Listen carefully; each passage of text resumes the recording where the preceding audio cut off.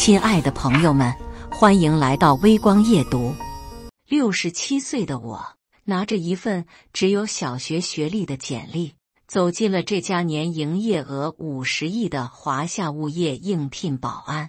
可人事主管王麗看了一眼我的資料後，卻立刻露出了嫌棄的表情。正當他正準備禮貌地拒絕我時，董事長辦公室卻突然傳來了椅子摔倒的聲音。緊接着，一個中年男人衝了出來，看到我的瞬間，他整個人都愣住了。接下來開始我們本期故事，記得點擊訂閱並開啟小鈴鐺。春日的陽光透過玻璃門，灑在大理石地面上。我穿着一身洗得發白的中山裝，手裡緊緊攥着那份用 A4 紙打印的簡歷，站在華夏物業集團的大廳裡。這棟寫字樓有32層，光是大廳就比我住的整套房子還要大。來來往往的年輕人穿着筆挺的西裝，腳步匆忙，沒人會多看我這個老頭一眼。請問您找誰？前台小姑娘禮貌地問道，眼神裡帶着職業化的疏離。我來應聘保安。我把簡歷遞過去。昨天在招聘網站上看到你們在招人。小姑娘接過簡歷，掃了一眼，表情明顯變了。您稍等，我聯繫一下人事部。10分鐘後，一個20多歲的女孩走了過來，她穿着一身黑色職業裝，畫着精緻的妝容，胸前的工牌上寫着人事主管王麗。您就是李國強先生吧？她的聲音很甜，但眼神裡的打量讓我有些不自在。是的，我點點頭，請跟我來。他帶我到了一個小會議室，示意我坐下，然後仔細地看起了我的簡歷。我坐在那裡，看着他皺起的眉頭，心裡已經有了預感。李先生，他抬起頭，臉上掛着職業化的微笑。您今年67歲了。是的，身體還很硬朗。我挺直了腰板，學歷是小學。那個年代條件不好。他把簡歷放在桌上，輕輕嘆了口氣。李先生，不是我們有年齡歧視，但是您這個年紀真的不太適合我们公司。我們這裡需要的是年輕有活力的員工，而且保安工作需要經常巡邏，體力要求比較高。我身體很好，每天早上還能跑5公里。我據理力爭。王麗搖搖頭。而且說實話，我們華夏物業是行業龍頭企業，對員工的形象也有一定要求。您看，來我們這裡辦事的都是高端客戶，他們看到一個，他停頓了一下，顯然在斟酌用詞，看到一個年紀比較大的保安，可能會對我們公司的專業形象產生質疑。我聽出了他話裡的意思，心裡有些苦澀。這些年輕人總是覺得年紀大就等於沒用。小王，我不要求高工資，我誠懇地說，我就是想找點事做，在家閒着也是閒着，1個月給我3000塊錢就行。李先生，王麗的語氣變得有些不耐煩，這不是錢的問題，您回家享清福不好嗎？何必出來受這個罪？他站起身，明顯是要下逐客令了。今天的面試就到這裡吧，我們會考慮的，有消息會通知您。我知道這是客套話，心裡雖然失落，但也沒有糾纏的打算，畢竟人家有選擇員工的權利。我一個老頭子，確實不太符合他們的要求。正當我準備起身離開時，董事長辦公室突然傳來了椅子摔倒的聲音，緊接着是急促的腳步聲。怎麼回事？外面這麼吵！一個中年男人的聲音從辦公室裡傳來。王麗臉色一變，趕緊整理了一下衣服。張總可能是聽到我們說話了，我去解釋一下。話音剛落，辦公室的門就被推開了，一個40多歲的男人走了出來。他穿着一身深灰色的西裝，頭髮梳得一絲不苟，看起來很有威嚴。這應該就是華夏物業的董事長張建華了。我在網上查資料的時候見過他的照片。王麗，怎麼回事？張建華皺着眉頭問道。張總，沒什麼大事，就是有位老先生來應聘保安，我正在和他溝通。王麗趕緊解釋。張建華的目光掃向我，原本只是例行公事般的一瞥，但當他看清我的面容時，整個人突然愣住了。他的眼睛瞪得很大，嘴巴微微張開，臉上的表情從疑惑變成了震驚，再變成了不敢置信。您是？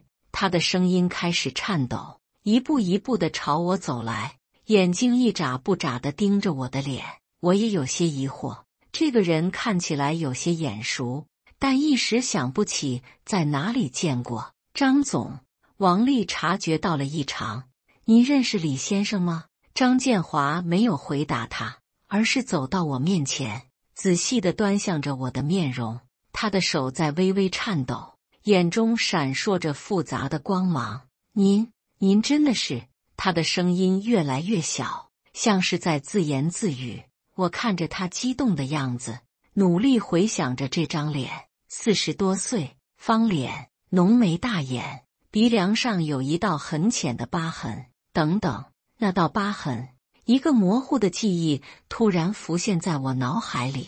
一個18、19歲的小伙子，臉上帶着青澀的笑容，胸前掛着通訊設備。小張，我試探性地問道：“你是？”張建華。聽到我叫出他的名字，張建華的眼睛瞬間紅了，眼淚在眼眶裡打轉。首長，他突然跪了下來，聲音哽咽：“真的是您，我找了您這麼多年。”這一跪，把在場的所有人都嚇壞了。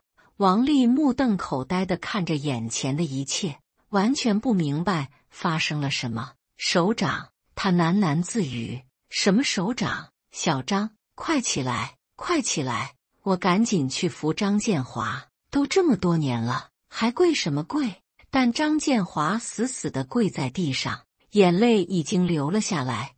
首長，如果不是您，我早就死在那個山溝裡了。這些年，我一直在找您，一直想當面向您道謝。周圍的員工聽到動靜，都圍了過來。他們看着自己平時威嚴的董事長跪在一個老頭面前，都驚呆了。張總，您這是？有員工小聲問道。我用力把張建華拉了起來。小張，有什麼話起來說，這麼多人看着呢。張建華擦了擦眼淚，但情緒依然很激動。首長，您還記得1979年的那場戰鬥嗎？1979年，我的記憶瞬間被拉回到了40多年前。那是一個雨夜，我們接到緊急任務，要去邊境地區執行一次特殊行動。張建華那時候才18歲，是我們連隊最年輕的通訊兵。您還記得那個雷區嗎？張建華繼續說道。我踩到了地雷，是您不顧危險衝過來救我的。您用自己的身體護着我，背着我走了10幾公里山路。那一幕，我當然記得。那個瘦弱的小伙子踩到地雷後，整條腿都被炸傷了，血流不止。當時情況緊急，我只能背着他往回撤。如果不是您，我早就死在那裡了。張建華的聲音哽咽：“您救了我的命，給了我第2次生命。”周圍的員工聽到這裡，看向我的眼神完全變了。剛才還嫌棄我年紀大、學歷低的王麗，此刻臉色煞白，不敢相信自己剛才差點拒絕了一個英雄。小張，都過去了。我拍拍他的肩膀：“你看你現在多有出息，我很欣慰。”首長，您知道嗎？張建華擦着眼淚：“這些年我一直在找您。我知道您退伍後回了老家，但具體地址一直找不到。我甚至在報紙上登過寻人啟事，就是想找到您，想當面向您道謝。我心裡五味雜陳。退伍這麼多年，我一直過着普通人的生活，很少提起過去的事情。沒想到這個當年的小通訊兵，竟然成了這麼大公司的董事長。首長，您這些年過得怎麼樣？張建華關切地問道。您怎麼會來應聘保安？是不是生活上有什麼困難？我搖搖頭，沒有困難，就是退休後閒着沒事，想找點事做。那怎麼行？張建華激動地說，您是我的救命恩人，是我的老首長，您要工作，我馬上給您安排一個合適的職位。不用，不用，我連忙擺手，我就想做個普通的保安，不要搞特殊。但張建華哪裡肯聽，他轉身對王麗說，王麗，你剛才是不是要拒絕李先生？王麗臉色慘白，支支吾吾地說，張總，我不知道李先生是您的，他不是我的什麼人。張建華嚴肅地說，他是我的救命恩人，是我永遠的首長。張建華轉身面對圍觀的員工，聲音洪亮地說，我要向大家介紹一位真正的英雄。他指着我，眼中滿含敬意，這位是李國強同志，某軍區前司令員，參加過多次重大戰役，是一位真正的戰鬥英雄。員工們發出了驚嘆聲，看向我的眼神充滿了敬畏。1979年邊境自衛反擊戰，李司令員帶領我們連隊深入敵後執行特殊任務。張建華的聲音有些顫抖。那一戰，我們連隊遭遇敵軍伏擊，情況非常危險，是李司令員憑借過人的軍事才能，帶領我們成功突圍，還救下了被困的友軍。我有些不自在，擺擺手說，小張，別說了，都是過去的事了。但張建華顯然不想就此停止。首長，您太謙虛了，那次戰鬥，您救的不只是我一個人，整個連隊100多號人都是您救的。他轉向眾人，你們知道嗎？當時我踩到地雷，腿被炸傷，血流不止。李司令員不顧個人安危，冒着槍林彈雨衝過來救我。他用自己的身體護着我，背着我走了10幾公里的山路，才把我送到安全地帶。王麗听到這裡，臉色更加蒼白了。她想起剛才自己對我的態度，心裡充滿了愧疚和後悔。而且，張建華繼續說道，李司令員不僅救了我，還在那次戰鬥中指揮部隊殲滅了一個敵軍營，繳獲了大量武器裝備，為整個戰役的勝利做出了重大貢獻。周圍的員工們聽得熱血沸騰，看向我的眼神充滿了崇敬。首長，您立下了這麼大的功勞，為什麼從來不提？張建華問道。我嘆了口氣，戰爭結束了，和平年代不需要這些。我現在就是個普通的退休老頭，過去的事就讓它過去吧。不行，張建華堅決地說，首長，您的功績不能被埋沒，您應該得到應有的尊重和待遇。他轉身對王麗說，王麗，你剛才的表現讓我很失望。李司令員是我們的英雄，你竟然因為年齡和學歷歧視他。王麗低着頭，聲音顫抖，張總，我錯了，我真的錯了，我不知道李先生是。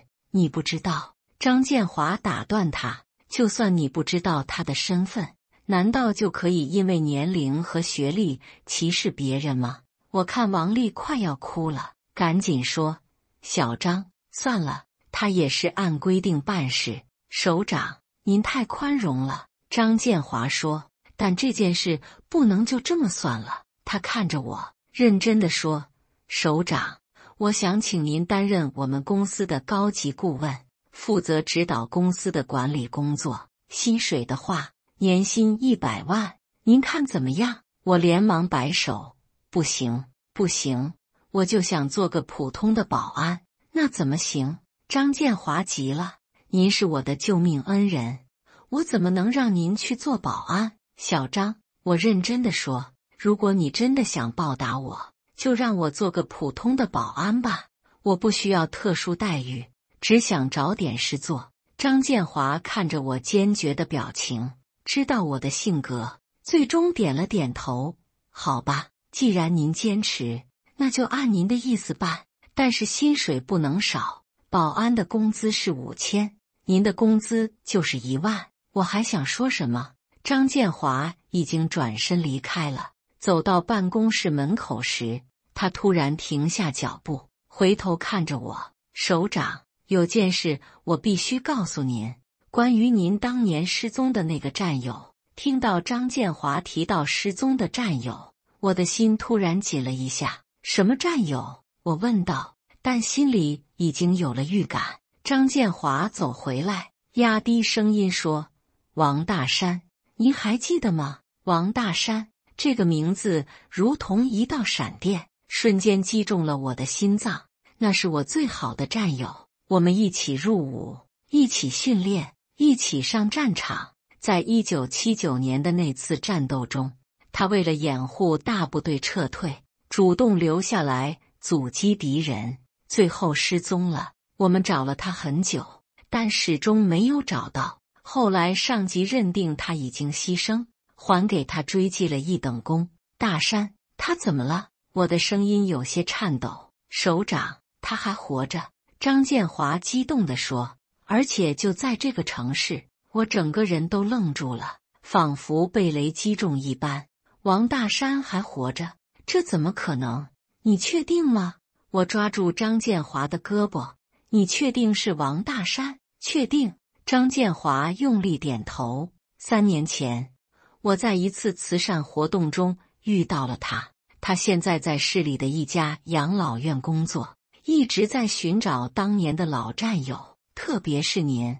我的眼淚瞬間湧了出來。王大山，我的老戰友，我以為他已經犧牲了40多年，沒想到他竟然還活着。他現在怎麼樣？我哽咽着問道。身體還不錯，就是年紀大了，記性不太好。張建華說，他經常跟人提起當年的戰友，特別是他的連長李國強。他說他這輩子最大的心願，就是能再見到您一面。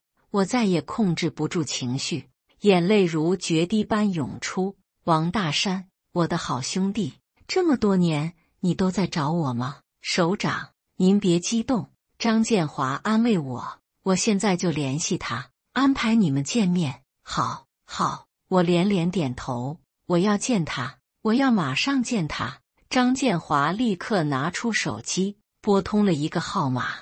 喂，王師傅嗎？我是張建華，對，就是華夏物業的張總，我找到您一直在找的人了。對，李國強，您的老連長，您現在在哪裡？好，我馬上帶他過去。掛了電話，張建華對我說，首長，王師傅現在就在養老院，我們現在就過去。1個小時後，我們來到了市郊的一家養老院。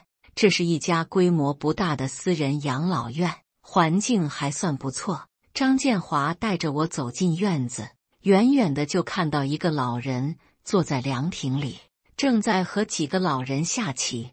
那個老人頭髮花白，身材瘦削，但腰板挺得很直。雖然40多年過去了，但我一眼就認出了他。王大山，大山！我忍不住喊了一聲。那個老人聽到聲音，猛地抬起頭，看到我的瞬間，整個人都呆住了。他緩緩站起身，眼睛死死地盯着我，嘴唇在顫抖。連長，大山，是我。我快步走向他，我是李國強。王大山的眼淚瞬間湧了出來，他顫抖着伸出手，輕輕撫摸着我的臉。連長，真的是你。我找了你這麼多年，我們緊緊擁抱在一起，40多年的思念在這一刻全部爆發。2個70歲的老人像孩子一樣哭得稀里嘩啦。連長，這些年你去哪裡了？我找了你這麼久。王大山拉着我的手，眼淚止不住地流。大山，我以為你已經……我哽咽着說不出話來。我知道，大家都以為我死了。王大山擦着眼淚。那次戰鬥後，我被敵人俘虜了，但我裝死逃了出來。可是在逃跑的過程中，我從山崖上摔了下去，頭部受了重傷，失去了記憶。他指了指自己的太陽穴，那裡有一道很深的疤痕。一個山村的老農救了我，我在他家養了2年傷。等記憶慢慢恢復的時候，戰爭已經結束了。我回到部隊去找你們，但得知连隊已經解散，戰友們都各自回了老家。我緊緊握着他的手。大山，這些年你受苦了。不苦，只要能活着就不苦。王大山笑着說，我最大的心願就是能再見到你，現在終於實現了。他從口袋裡掏出一塊舊手錶，小心翼翼地遞給我。連長，你看，這是你當年給我的手錶，我一直帶着它，就是希望有一天能還給你。我看着那塊已經不走的舊手錶，記憶瞬間被拉回到了40多年前。那是我入伍時父親給我的。後來在一次戰鬥中，王大山的手錶壞了，我就把这塊錶給了他。大山，這錶你留着吧。我把錶推回給他，就當是個紀念。不行，這是你的東西。王大山堅持要還給我，我留着它這麼多年，就是為了有一天能還給你。我們就這樣推來推去，最後還是我收下了這塊錶。連長，你這些年過得怎麼樣？王大山關切地問道。我簡單地跟他說了說自己這些年的經歷。退伍後回到老家，在工廠工作了30多年，娶妻生子，過着普通人的生活。那就好，那就好。王大山點着頭，只要你過得好，我就放心了。我們坐在涼亭裡，聊着這些年的經歷，聊着當年的戰友。時間仿佛回到了40多年前，我們還是那2個年輕的戰士。連長，你知道嗎？王大山說，這些年我一直在各種場合打聽你的消息，我甚至在報紙上登過寻人啟事，在網上發過帖子，就是想找到你。我也想過你。我說，每年清明節，我都會去烈士陵園看你，給你燒紙錢。王大山聽了，眼淚又流了下來。連長，對不起，讓你擔心了這麼多年。別說對不起，能再見到你，我比什麼都高興。我拍着他的肩膀，以後我們就在這個城市，可以經常見面了。真的嗎？王大山激動地問。你要在這裡工作？我點點頭，告訴他我在華夏物業找到了工作。太好了！王大山高興得像個孩子。連長，我們又可以在一起了。張建華在一旁看着我們，眼中也含着淚水。他走過來說，首長，王師傅，你們聊，我先不打擾了。小張，謝謝你。我握着他的手，如果不是你，我可能永遠都見不到大山了。這是我應該做的。張建華說，您救了我的命，我幫您找到老戰友，這是應該的。第2天，我正式到華夏物業上班了。張建華堅持要給我安排一個辦公室，但被我拒絕了。我就想做個普通的保安，穿着保安制服，在公司門口值班。消息很快在公司裡傳開了，大家都知道新來的保安是個老英雄。員工們見到我都會恭敬地打招呼，有些年輕人還會主動過來聽我講當年的故事。王麗那天之後一直很愧疚，主動找到我道歉。李師傅，對不起，我那天的態度很不好。他紅着眼睛說，我不應該因為年齡和學歷歧視您。小王，別放在心上。我和藹地說，你也是按規定辦事，沒什麼錯。可是聽我說。我打斷他，人這一輩子最重要的不是學歷有多高，年齡有多大，而是心裡有沒有善良。你能主動道歉，說明你是個好孩子。王麗聽了，眼淚又流了下來。李師傅，您能原諒我嗎？早就原諒了。我笑着說，以後記住，不要以貌取人，每個人都有自己的價值。從那以後，王麗對我特別尊敬，有什麼事都會主動來請教我。她說我教會了她什麼叫做寬容和理解。公司裡的年輕員工也經常圍着我，聽我講人生道理。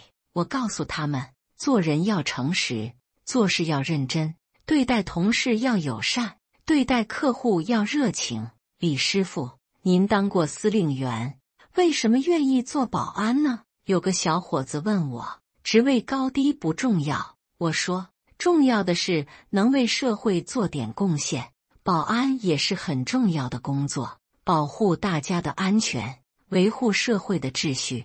可是保安的工資很低啊，錢夠用就行。我笑着說，人活着不是為了錢，而是為了價值。你們年輕人要記住，不管做什麼工作，都要做到最好，這樣才能實現自己的價值。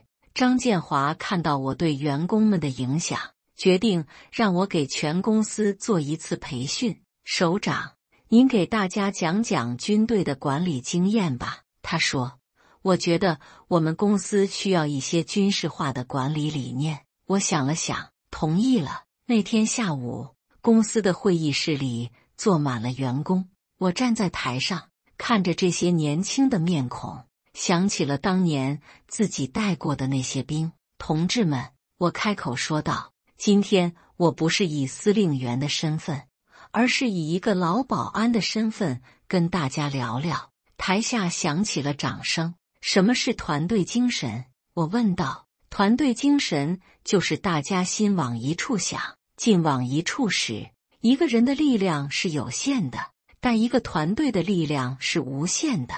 我講了當年在戰場上的一些經歷，講了團隊合作的重要性，講了如何在困難面前不放棄。困難並不可怕，可怕的是面對困難時的退縮。我說，只要我們團結一心，就沒有克服不了的困難。員工們聽得很認真，不時響起熱烈的掌聲。培訓結束後，張建華激動地握着我的手，首長，您這一刻太有價值了，我們公司需要的就是這種精神。從那以後，公司的氛圍發生了很大的變化，員工們更加團結，工作更加認真，客戶滿意度也大大提升。